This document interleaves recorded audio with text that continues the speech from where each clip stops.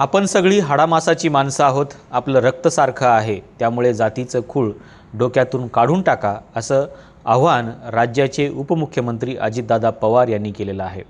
बीडमध्ये जो जातीय संघर्ष निर्माण झालेला आहे, त्या पार्श्वभूमीवरती अजितदादा यांनी आव्हान हे बीडच्या जनतेला केलेलं आहे। खरं तर हे आव्हान शासन स्तरावरून अजितदादा पवार यांनी संपूर्ण महाराष्ट्राला करणं गरजेचं आहे, कारण हा प्रश्न फक्त बीडचा नाही, फक्त महाराष्ट्राचा नाही, तर संपूर्ण देशाचा आहे। जर अजितदादा यावरती काही ॲक्शन घेणार असतील किंवा जाती व्यवस्था संपवण्यासाठी काही प्रयत्न करणार असतील तर आम्ही अजितदादाच्या समोर आहोत। परंतु अजितदादांनी याच्यासाठी एक गोष्ट नक्की केली पाहिजे, ती म्हणजे जाती व्यवस्था संपवण्यासाठी डॉक्टर बाबासाहेब आंबेडकरांचा एक निबंध आणि डॉक्टर बाबासाहेब आंबेडकरांचं एक भाषण, या दोन्ही गोष्टी अभ्यासक्रमामध्ये आणल्या पाहिजेत आणि त्या प्रत्येक विद्यार्थ्याला शिकवणं कंपल्सरी असलं पाहिजे। डॉक्टर बाबासाहेब आंबेडकरांचा हा शोधनिबंध होता 1916चा, ज्याचं नाव होतं कास्ट इन इंडिया। जाती व्यवस्था कशी उदयास आली, जाती व्यवस्था कशी निर्माण झाली आणि या जाती व्यवस्थेचा उदय आणि विकास कसा झाला, या अनुषंगाने लिहिलेला डॉक्टर बाबासाहेब आंबेडकरांचा हा शोधनिबंध 1916चा आहे, जो अमेरिकेच्या सोशिओलॉजी जर्नलमध्ये पब्लिश झालेला होता।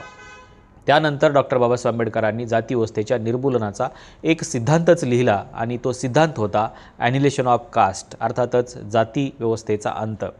तर ही जातीचा अंत करण्यासाठी डॉक्टर बाबासाहेब आंबेडकरांनी लाहोरच्या जातपात तोडक मंडळासाठी जे भाषण लिहिलेलं होतं, हे फक्त भाषण नाही, तर हा जाती अंताचा सिद्धांत आहे आणि त्या दृष्टिकोनातून आपण त्याच्याकडे बघितलं पाहिजे।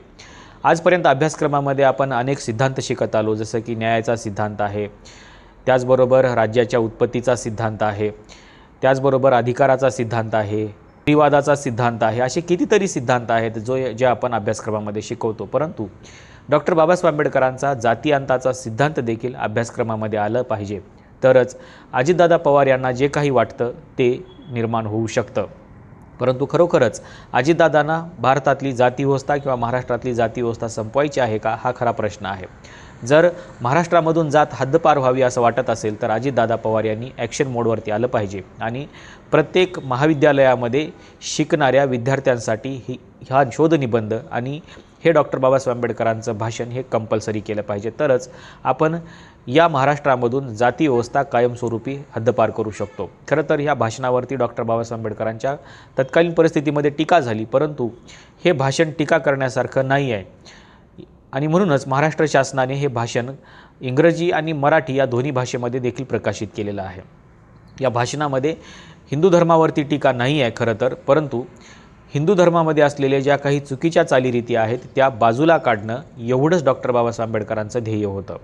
हिंदू धर्माने जे काही प्रगती करायला पाहिजे होती, ती प्रगती इथल्या जाती व्यवस्थेमुळे होऊ शकली नाही, असं डॉक्टर बाबासाहेब आंबेडकरांचं या भाषणामध्ये म्हणणं आहे। जाती व्यवस्थेनं आपलं काय नुकसान केलेलं आहे हे सांगत असताना डॉक्टर बाबासाहेब आंबेडकरांनी जाती व्यवस्थेनं हिंदू धर्माचं काय नुकसान केलेलं आहे हे देखील त्याच्यामध्ये सांगितलेलं आहे। हिंदू धर्माचा वाढ आणि विकास होण्यासाठी जाती व्यवस्था अडथळा ठरते आहे, याचं विश्लेषण आणि अतिशय चांगलं विश्लेषण डॉक्टर बाबासाहेब आंबेडकरांनी याच्यामध्ये केलेलं आहे। ज्या पद्धतीनं ख्रिश्चन धर्म हा मिशनरी धर्म होऊ शकला, त्या पद्धतीनं हिंदू धर्म हा मिशनरी धर्म होऊ शकत नाही आणि तो का होऊ शकला नाही याचं विश्लेषण डॉक्टर बाबासाहेब आंबेडकरांनी याच्यामध्ये केलेलं आहे। जर हिंदू धर्म मिशनरी धर्म झाला असता तर तो भारताच्या बाहेर देखील पसरला असता आणि भारताच्या बाहेर देखील या धर्माचे मोठे अनुयायी निर्माण झाले असते, असं डॉक्टर बाबासाहेब आंबेडकरांचं म्हणणं होतं। परंतु हिंदू धर्माला मिशनरी धर्म होण्यासाठी प्रामुख्याने जे अडथळा ठरते आहे, ती अडथळा आहे जात, आणि या जाती व्यवस्थेला जर बाजूला केलं तर आपण हिंदू म्हणून एकत्र येऊ शकतो, असं डॉक्टर बाबासाहेब आंबेडकरांना वाटत होतं। आणि म्हणून जाती व्यवस्था जोपर्यंत संपुष्टात येणार नाही तोपर्यंत आपण हिंदू म्हणून एकत्र येणार नाही।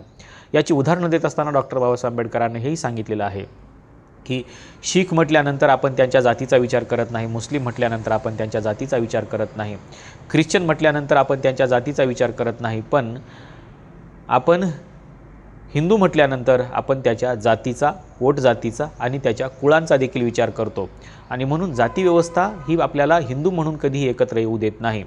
प्रत्येक जातीनं आपापला एक कप्पा निर्माण केलेला आहे आणि त्या कप्प्यामध्ये ही जात बंदिस्त झालेली आहे आणि म्हणून हिंदू म्हणून आपण कधीही एकत्र येऊ शकलो नाही। आज देखील आपल्याला माहिती आहे की हिंदू राष्ट्रवादाची मोठी चर्चा भारतामध्ये सुरू आहे, परंतु हिंदू म्हणून एकत्र येण्याच्या प्रक्रियेमध्ये आपण आलो आहोत का, हा खरा प्रश्न आहे। जर आपण हिंदू म्हणून एकत्र येऊ शकत नसेल तर मग आपण हिंदू राष्ट्र कसं निर्माण करू शकतो?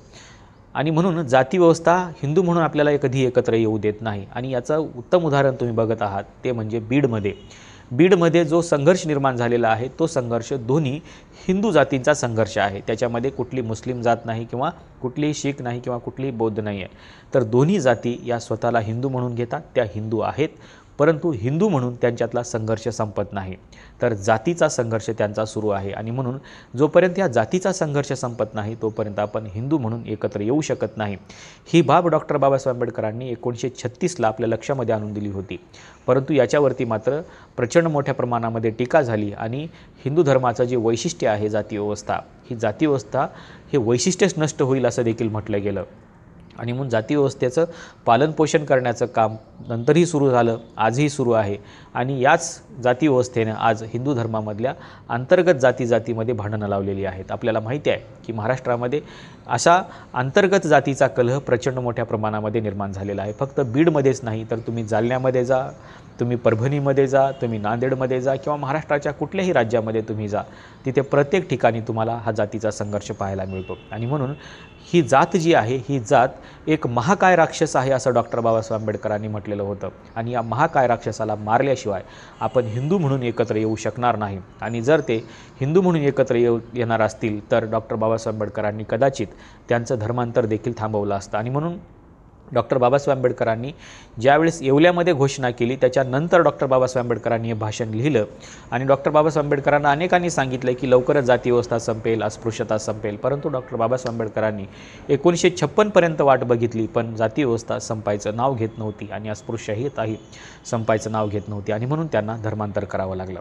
खरं तर डॉक्टर बाबासाहेब आंबेडकरांना या सगळ्या सुधारणा करून हिंदूंना एकत्र करायचं होतं, हा मुद्दाच आपण लक्षात घेत नाही आहे. आणि म्हणून डॉक्टर बाबासाहेब आंबेडकरांनी सांगितलं होतं की जाती व्यवस्था जर तुम्ही संपवत असाल आणि हिंदू म्हणून एकत्र येत असाल तर हा हिंदू धर्म मिशनरी धर्म होईल आणि तो जगाच्या कानाकोपऱ्यामध्ये पोहोचेल. परंतु डॉक्टर बाबासाहेब आंबेडकरांची ही बाबच आपण लक्षात घेतली नाही. आणि म्हणून आपण हिंदू म्हणून आजही एकत्र आलो नाही. आणि त्याचाच एक परिपाक आपल्याला पाहायला मिळतो आहे बीडमध्ये हिंदू धर्माच्या अंतर्गत असलेला जातीचा संघर्ष निर्माण झालेला आहे. आणि त्याच्यामुळं अजितदादा पवार महाराष्ट्राचे उपमुख्यमंत्री हे सातत्याने म्हणत आहेत बीडमध्ये की ह्या जातीय याच विषयाच्या अनुषंगाने बोलत असताना अजितदादा पवार यांनी एक महत्त्वाचं स्टेटमेंट केलेलं आहे की आपण सगळी हाडामासाची माणसं आहोत, तुमचं माझं रक्त सारखं आहे, म्हणून आपण जातीचं खूळ डोक्यातून काढून टाकलं पाहिजे.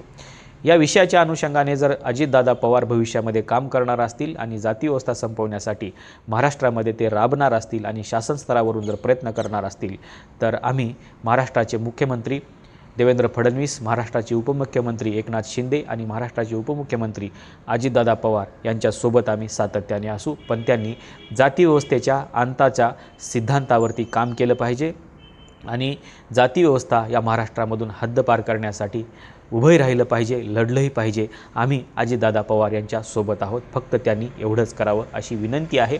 आपल्याला नेमकं अजितदादा पवार यांच्या स्टेटमेंटबद्दल काय वाटतं?